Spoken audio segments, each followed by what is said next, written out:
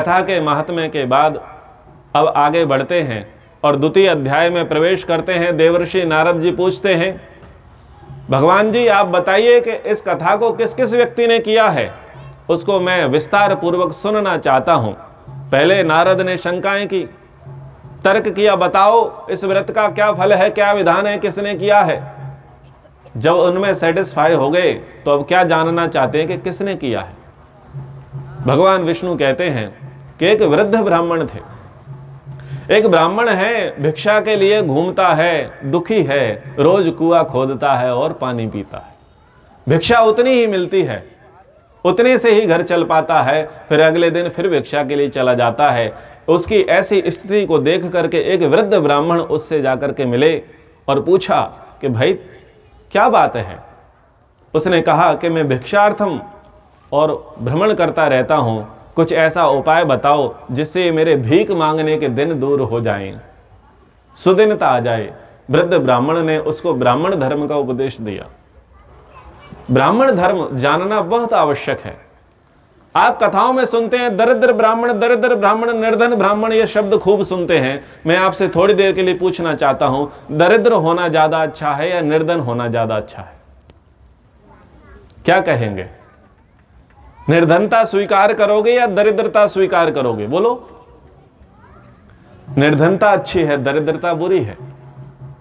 दरिद्र, करोड़पति भी व्यक्ति दरिद्र होता है, जिसकी जेब से पैसा निकलता नहीं है, धर्मार्थ, वो दरिद्र होता है।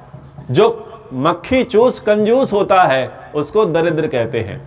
जो ना तो धन का भोग करता है, ना भोगने देता है, और केवल कुंडली मार करके बैठता है, रोज उसके दर्शन करता है, अगरबत्ती लगाता है, उसी को दरिद्र कहते हैं। धन पर्याप्त है लेकिन धन का भोग नहीं करता, ना ढंग से खाता है, ना ढंग से पहनता है, ना ढंग से जीवन शैली चलाता है, लेकिन अरबपति है। यह है दरिद्र के लक्षण। और एक एक पैसे के लिए मगजमारी करने वाला, 10-10 रुपए के लिए रोने वाला, और जिसकी जेब से धर्मार्थ पैसा ना निकले, ऐसे व्यक्ति को क्या कहते हैं? दरिद्र कहते हैं। शास्त्र में कहा, दारिद्र्यम नाशनम दानम। अगर दरिद्रता को दूर करना है तो दान देना सीखो। जो व्यक्ति दान नहीं देता वो दरिद्र बना रहेगा। दान देने से दरिद्रता का नाश होता है, आसक्ति का त्याग होता है। इसलिए दान का उपदेश किया गया है। ब्राह्मणों को निर्धन बताया है। निर्धन होना अभिशाप नहीं है। निर्धन होना अभिशाप नहीं है, निर्धन होना तो गौरव है। ध्यान देना, संत अभाव में रहे और गृहस्थ प्रभाव में रहे, तभी ये दोनों आश्रम ठीक चलेंगे। यदि गृहस्थ अभाव में और संत प्रभाव में चले तो दोनों आश्रमों का नाश हो जाएगा। क्या कहा? गृहस्थ अभाव में और संत प्रभाव में रहेगा तो दोनों का नाश होगा। अभाव का मतलब पैसा। अगर गृहस्थ के पास पैसा न होगा तो गृहस्थी नष्ट हो जाएगी, और संत के पास, जो विरक्त है उसके पास पैसा होगा तो संत नष्ट हो जाएगा। होता है या नहीं होता है? समझ में आ रहा है ना?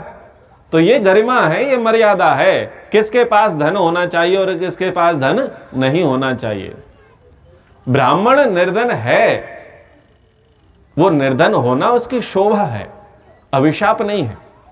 क्यों? ब्राह्मण तो किंग मेकर है। बोलो हाँ या ना? ब्राह्मण कैसे रहे हमारे? ब्राह्मण कभी सत्ता में नहीं आए, राजसत्ता से सदैव दूर रहे, लेकिन कौन रहे? किंग मेकर रहे। राजा का निर्माण करने वाला ब्राह्मण है। अच्छे ब्राह्मण का निर्माण करने वाला ब्राह्मण है। अच्छे सेठ का, श्रेष्ठी का, व्यापारी का निर्माण करने वाला ब्राह्मण है। अरे जिसके आगे सारी सत्ता नतमस्तक है, अगर वो धन के पीछे जाएगा तो ब्राह्मण धर्म नष्ट हो जाएगा। ब्राह्मण धर्म के नष्ट होने का कारण यही रहा कि ब्राह्मणों के भीतर धन का लोभ आया, और जब धन का लोभ आया तो धर्म छूट गया। इसलिए ब्राह्मणों को तो धन से उपेक्षा रखनी चाहिए, बचना चाहिए, धन से बचना चाहिए। धन प्रभाव आया तो धन उसके धर्म को नष्ट करेगा, उसकी तपस्या को नष्ट करेगा, उसके सत्य को, उसके तेज को नष्ट कर देगा। धन बहुत भयंकर चीज होती है। आज बहुत सारे ब्राह्मणों के तेज के नष्ट होने का कारण धन है, क्योंकि वो एक प्रकार से कौन बन गए हैं? ब्लैक को व्हाइट करने वाले बन गए हैं। गृहस्थी लोग आते हैं, अपना व्यापार करते हैं, काला धन कमाते हैं और गुरुजी को दे जाते हैं। बोले गुरुजी काले को गोरा कर दो। गुरुजी कहते हैं लाओ, हम अपना आश्रम बढ़ाएंगे, जमीन जायदादें बढ़ाएंगे, मठ बढ़ाएंगे। पहले पैदल चलते थे, अब मर्सिडीज में जाएंगे और अब अंगरक्षक भी रखेंगे और छत्र भी लेकर के चलेंगे, स्वर्ण के सिंहासन पर बैठेंगे, चांदी की थाली में खाएंगे। भाई ये वैभव तो राजाओं का है, ब्राह्मणों का थोड़ी है। ब्राह्मण तो निष्क्रिय है, निराशक्त है, आशा नहीं रखने वाला। अरे ब्राह्मण का मालिक तो परमात्मा है, वो तो परमात्मा से मांगता है, व्यक्ति से थोड़ी ना मांगता है। परमात्मा के नाम पर व्यक्ति से मांगता है कि भाई 2 वक्त की रोटी दे दे।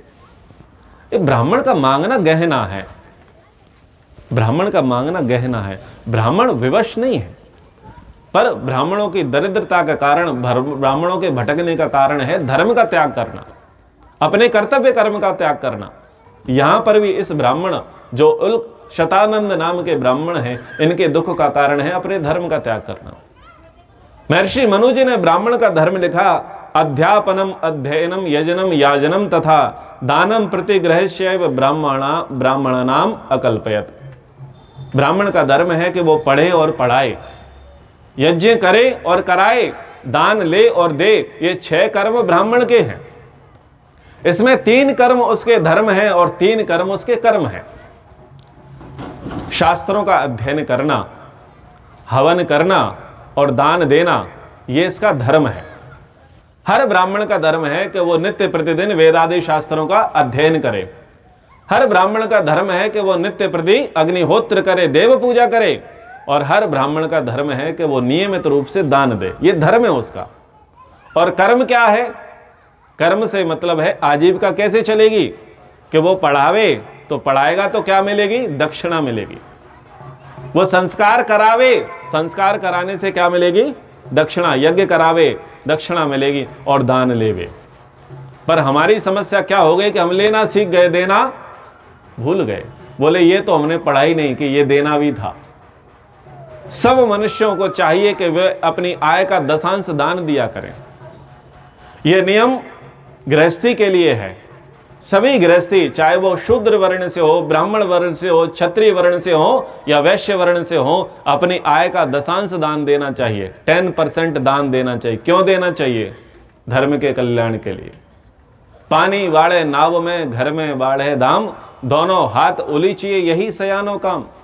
अगर आसक्ति से दूर होना है तो क्या करना पड़ेगा? दान करना पड़ेगा।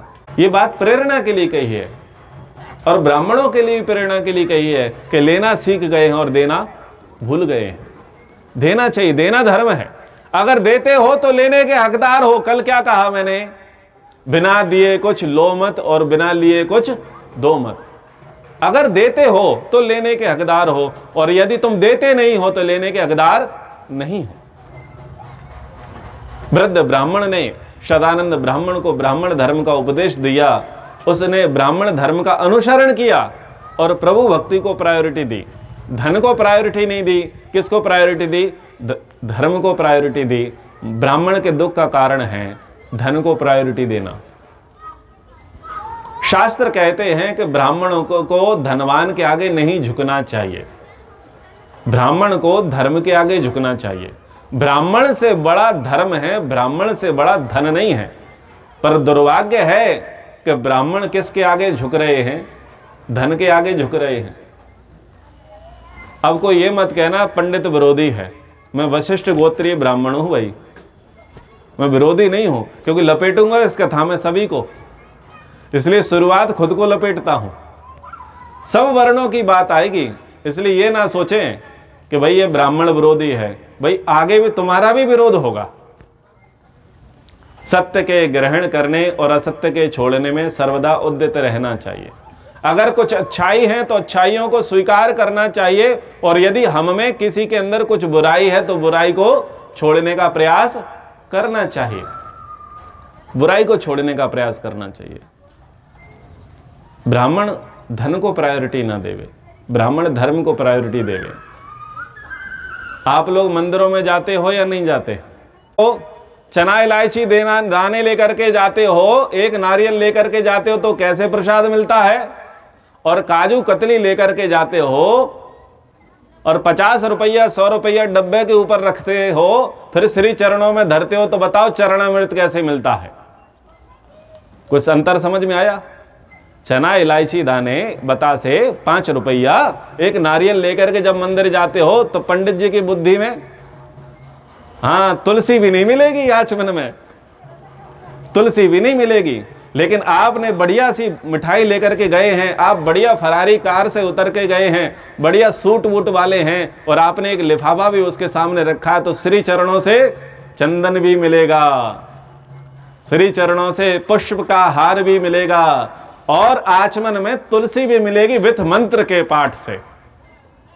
बताओ क्या था बुद्धि में पुरोहित के? धन था या धर्म था? धन। ब्राह्मण के नाश का कारण धन है। ब्राह्मण धनवान के आगे ना झुके, वो केवल धर्म के आगे झुके, तो दुनिया की कोई सत्ता उसे झुका नहीं सकती। लेकिन ब्राह्मण की बुद्धि धन प्रदान हो गई है। ऐसे ऐसे यजमानों के यहां कर्मकांड कराने चले जाते हैं जो मांसाहारी हैं, ऐसे ऐसे यजमानों के यहां चले जाते हैं जिनका धन टोटल गप्प वाला है, 2 नंबर का है। क्यों चले जाते हैं? ब्राह्मण को ना तो ऐसे व्यक्ति के यहाँ भोजन करना चाहिए जो मांसाहारी है, और ना ही ऐसे व्यक्ति का धन लेना चाहिए जो धन गलत मार्ग से आया है। अगर ब्राह्मण ही उसी ले लेगा तो सुधरेगा कौन? बताओ। एक सुधार की प्रयोगशाला, एक सुधार का पैमाना केवल ब्राह्मण है। ब्राह्मण के यहां से अगर एनओसी मिल गई तो बताओ सुधरेगा कौन? ये बताओ। कोई नहीं सुधर सकता। जब ब्राह्मण ने एनओसी दे दी, परम सत्ता ने एनओसी दे दी, उसने तुम्हारा खा लिया, उसने तुम्हारा ले लिया, तो तुम कभी भी नहीं सुधर सकते। इसलिए अगर ब्राह्मण चाहता है कि समाज सुधरे तो पहले ब्राह्मण खुद सुधरे। ब्राह्मण कौन है? मुख है, समाज का मुख है, मुखिया है। अगर मुख खराब है तो शरीर पूरा खराब होगा, और मुख ठीक है तो शरीर पूरा ठीक हो जाएगा।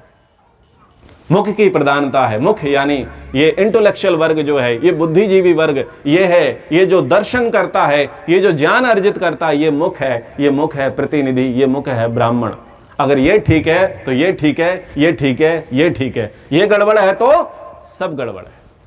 इसलिए सबसे पहले धर्म की ओर किसे निहारना चाहिए? ब्राह्मण को निहारना चाहिए। ब्राह्मण ने वृद्ध ब्राह्मण का उपदेश सुना, हरि भक्ति को जगाया, सत्य पर निष्ठा रखी, और दुर्दिन सुदिन में बदल गए। निर्धन ब्राह्मण धनवान हो गया। अब दरिद्रता के लिए भटकना बंद हो गया, भिक्षा लेना बंद हो गया। एक लकड़हारा जो नित्य प्रतिदिन लकड़ी बेचने जाता था, उसने देखा पंडित जी के तो 12 न्यारे हो गए। पहले तो कुछ गरीबी में चल रहे थे, अब तो बड़े ठाट बाट से रह रहे हैं। उसने देखा महाराज के पास जाकर के पूछूं सही, महाराज क्या कर रहे हो? बोले भगवान का व्रत कर रहे हैं। लकड़हारे जो लकड़ी बेचने वाला है, ये लकड़ी बेचने वाला कौन है? ये है शूद्र वर्ण का प्रतिनिधि। अभी ब्राह्मण वर्ण की कथा हो गई है, अब किसकी कथा आरंभ होगी? शूद्र वर्ण की। ये शूद्र वर्ण का प्रतिनिधि लकड़हारा ब्राह्मण के पास जाकर के पूछता है, भगवान तुम्हारे जो सुदिन हैं उसका कारण क्या है? उन्होंने कहा कि प्रभु भक्ति, श्रेष्ठ की संगति। मैंने वृद्ध ब्राह्मण का उपदेश सुना, वृद्ध ब्राह्मण की शिक्षाओं को आत्मसात किया, तो मेरा जीवन सुधर गया। तेरा भी सुधर जाए यदि तू भी श्रेष्ठों की संगति करे। शास्त्र में बहुत सारे प्रक्षेप हुए हैं। मान्यताएं मध्यकाल में थोड़ी बिगड़ी हैं, और किसी दुराग्रही ने कह दिया स्त्री शूद्रो वेद न अधीयताम, स्त्री को और शूद्र को वेद पढ़ने का अधिकार नहीं है। और आज भी कुछ तथा कथित धर्म धुरंधर परम पूज्य महा 11,008 क्या कहते हैं कि स्त्रियों को तो गायत्री पढ़ने का अधिकार नहीं है। भगवान उनका भला करे। तो बीच में कुछ गड़बड़ घोटाले हुए, इसलिए स्त्रियों को और शूद्रों को शास्त्रों से परहेज करा दिया, हटा दिया। पर इस कथा में उसी विचारधारा पर कुठाराघात करी गई है। ब्राह्मण कैसे उपदेश कर रहा है? शूद्र को। हरि भक्ति का कैसे उपदेश किया है? शूद्र को। और शूद्र ने क्या किया है? ब्राह्मण के उपदेश को आत्मसात किया है और अपना जीवन सुधारा है। शूद्र का मतलब क्या है? शूद्र के मतलब को समझो। ST SC OBC को शूद्र नहीं कहते। राजनीतिक दृष्टिकोण से लोगों ने ऐसा एक विचार फैलाया है कि एसटी, एससी, ओबीसी कैटेगरी के लोग जो हैं वो शूद्र हैं, और जनरल कैटेगरी के जो लोग हैं वो कौन है फिर? बोले वो सब ब्राह्मण हैं, वो सब वैश्य हैं, वो सब क्षत्रिय हैं। ना, शास्त्र में शूद्र की मान्यता है अबोध, मूर्ख, निम्न, ये मान्यता है। मूर्ख क्या है, निम्न क्या है? ये विलोम शब्द है। विद्वान का अपोजिट वर्ड क्या है? बोलो। विद्वान का अपोजिट वर्ड है मूर्ख, और उच्च का अपोजिट वर्ड है निम्न। तो निम्न का मतलब नीच नहीं, और मूर्ख का मतलब है नहीं। एक वेल एजुकेटेड है और एक निरक्षर है। तो जो एजुकेटेड है वो द्विज है, और जो एजुकेटेड नहीं है वो शूद्र है। शास्त्र में कहा कि जिसको बहुत पढ़ाया नहीं पढ़ाया, नहीं पढ़ा, बहुत समझाया नहीं समझा, जिसको हम कह देते हैं ना कि जब विधाता बुद्धि बांट रहा था तब ये भैंस चरा रहा था, कहते हैं कि नहीं कहते? इसकी अकल तो घुटनों में है, ऐसा बोलते हैं कि नहीं बोलते? तो बताओ, ये एसटी एससी में ही पैदा होते हैं क्या? क्या ब्राह्मणों के घर में ऐसे मूर्ख पैदा नहीं होते क्या? क्षत्रियों के घर में पैदा नहीं होते क्या? या वैश्यों के घर में पैदा नहीं होते? स्कंद पुराण का ही वचन है, जन्मना जायते शूद्रः संस्कारात् द्विज उच्यते, वेद पठेत भवेद विप्रः ब्रह्म जानाति इति ब्राह्मणः। ये स्कंद पुराण का ही वचन है। अरे जन्म से तो हम सभी शूद्र ही हैं। शूद्र यानी अबोध हैं, मूर्ख हैं, नासमझ हैं, नालायक हैं। लेकिन जब गुरु का सानिध्य मिलता है, हम शिक्षा के करीब आते हैं, तो शिक्षा हमें पवित्र बनाती है। हम अबोध से सुबोध होते हैं, हम मूर्ख से विद्वान होते हैं, हम निम्न से उच्च होते हैं। माध्यम क्या है? शिक्षा। अगर शिक्षा हमारे जीवन में नहीं होगी तो हम कभी भी आगे नहीं बढ़ सकते। और जैसे शिक्षा पर आज सभी का अधिकार है, ऐसे ही प्राचीन काल में भी शिक्षा पर सभी का अधिकार था। लोगों ने क्या कह दिया कि शूद्रों को तो शिक्षा पर अधिकार नहीं था। अरे महानुभावों, शूद्र को तो छोड़ो, अति शूद्र को भी शिक्षा का अधिकार था। अति शूद्र उसे कहते हैं जो आर्य वर्ण के अंतर्गत नहीं आता। आर्य वर्ण चार रहे, ब्राह्मण, क्षत्रिय, वैश्य, शूद्र, ये आर्य वर्ण हैं। उसके बाद अनार्य वर्ण हैं, जो शराबी हैं, जो मांसाहारी हैं, जो म्लेच्छ हैं, जो गंदे तरीके से रहते हैं, उनको अनार्य कहते हैं। जिनका हिंसा करना, चोरी करना, झगड़ा करना ही ध्येय है, उनको अनार्य, दस्यु कहते हैं। उन्हीं को राक्षस और उन्हीं को पिशाच कहते हैं। एक लड़का है जिसका नाम है सत्यकाम। वो ऐसी मां से उत्पन्न हुआ है जिसको अपने पिता का पता नहीं है। समझ में आ रहा है? ऐसी स्त्री से उत्पन्न, मां का तो पता है कि ये मेरी मां है, लेकिन पिता का पता नहीं है। ऐसी संतान है सत्यकाम। और सत्यकाम ब्राह्मणों की शरण में जाते हैं, और सत्यकाम जावाल ऋषि के नाम से विख्यात होते हैं। फिर ऐसा क्यों आपने बता दिया कि शूद्रों को पढ़ने का अधिकार नहीं है? अरे वेश्या का पुत्र भी ऋषि बन गया है, विद्या पर तो सभी का अधिकार है।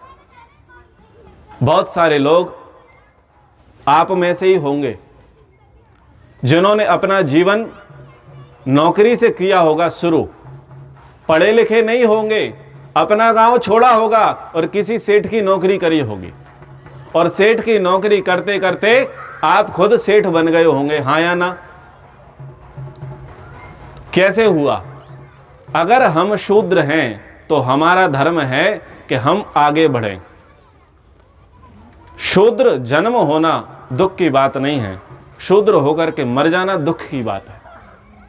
मूर्ख पैदा होना दुख की बात नहीं है, मूर्ख होकर के मर जाना दुख की बात है। गरीब पैदा होना दुख की बात नहीं है, गरीब होकर के मर जाना दुख की बात है। अरे मनुष्यों को तो कर्म करने का अधिकार है, स्वतंत्रता है, कर्म करो, आगे बढ़ो। तो हर किसी को अगर आगे बढ़ना है तो आप अपना रोल मॉडल चुन लो कि कौन आपका रोल मॉडल है। आप ब्राह्मण को अच्छा मान रहे हो, क्षत्रिय को अच्छा मान रहे हो, या वैश्य को अच्छा मान रहे हो। आप जिसके जैसा बनना चाहते हो उसके पांव पकड़ लो, तुम खुद उसके जैसे हो जाओगे। अरे डटे रहो, दरबार में धनी के धक्का खाए, और एक दिन ऐसा आए कि धनी तुम हो जाए। नियम है। अगर व्यापारी बनना है तो व्यापारी का चेला बनना पड़ेगा, पीए बनना पड़ेगा, उसका सेवक बनना पड़ेगा, उसकी दुकान में झाड़ू लगाना पड़ेगा, बाद में खुद ही सेठ सेठ की कुर्सी पर बैठता है, कई लोग व्यापार में आगे बढ़ जाते हैं, हाँ या ना। और यदि क्षत्रिय बनना है तो क्षत्रिय का सेवा करनी पड़ेगी, पहले उसके हथियार साफ करने पड़ेंगे, फिर खुद शस्त्रधारी हो जाता है। कई आप गुलाम वंश के अंतर्गत देखते हैं कि गुलाम होते हैं, सैनिक बनते हैं, सेनापति बनते हैं, फिर सुल्तान बनते हैं, हाँ या ना। ये नियम है कि आप संगति तो करो, ऐसे ही ब्राह्मणों की संगति करो, उनके लिए भोजन बनाओ, उनकी पात्रों की शुद्धि करो, उनके यज्ञ की व्यवस्था करो। बाद में जाकर के क्या होता है, तुम खुद ही मंत्र पाठ करने लग जाते हो। और आर्य समाज में तो आप देखते हैं ना, हमारे साथ कई नए नए भजनोपदेशक आते हैं, वो भजनोपदेशक नहीं होते, बेचारे थोड़ी बहुत पढ़े लिखे होते हैं, कोई बजाना जानता है, कोई गाना जानता है, हमारी संगति करता है, विद्वानों की संगति करता है, फिर वो सोचता है इस भजन के साथ हम क्या क्या उपदेश बोल सकते हैं, और बाद में वही भजनोपदेशक हो जाता है, उसके नाम के आगे पंडित लग जाता है, नाम के पीछे शास्त्री लग जाता है। बताओ कहाँ पर जाकर उसने वो शिक्षा प्राप्त की? कहीं शिक्षा प्राप्त नहीं की। किसी गुरुकुल में गया? नहीं गया, लेकिन उसकी संगति की, विद्वान की संगति की। तो अगर संगति करेंगे तो उन्नति होगी, और संगति करेंगे तो उन्नति नहीं होगी, संगति नहीं करेंगे तो उन्नति नहीं होगी। शास्त्र का नियम है, श्रेष्ठ के साथ मित्रता रखो, ईर्ष्या मत रखो। अगर कोई व्यक्ति ज्ञान में आपसे बड़ा है, बल में बड़ा है, धन में बड़ा है, पद में बड़ा है, आयु में बड़ा है, योग्यता में बड़ा है, तो उससे ईर्ष्या मत करो, उसके साथ मित्रता करो। मित्रता करने से सद्गुणों का उभार होता है, और ईर्ष्या करने से नेगेटिविटी आती है। आप उससे जो लाभ प्राप्त करना चाहते हो, कभी भी वो लाभ प्राप्त नहीं कर सकते। इसलिए श्रेष्ठ की संगति करो। यहाँ पर शूद्र वर्ण का जो प्रतिनिधि लकड़हारा है, इसने किसकी संगति की है? इसने ब्राह्मण की संगति की है, और ब्राह्मण के उपदेशों को आत्मसात करके इसने ईमानदारी से धन कमाना इसने शुरू किया है। भगवान को समर्पण करके इसने अपना जीवन शुरू किया है, और लकड़हारे के भी दिन फिर गए हैं।